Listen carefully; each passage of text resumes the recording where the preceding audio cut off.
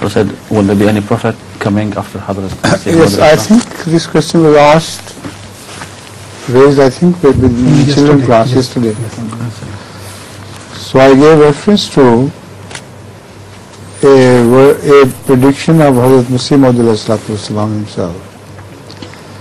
So he says that the last appearance of Messiah would be just before the days of Qiyamah,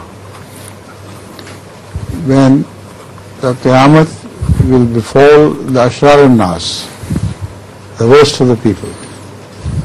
But because this is Allah's Sunnah, that He does not punish a people without giving them a warning.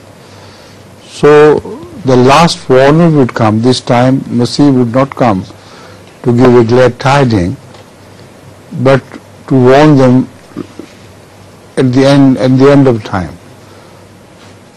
They took care, if you do not repent and do not reform yourself, then God's punishment is going to overtake you and overwhelm you. So nobody will listen. And they will continue to live in their follies. Then the Qiyamah will befall them.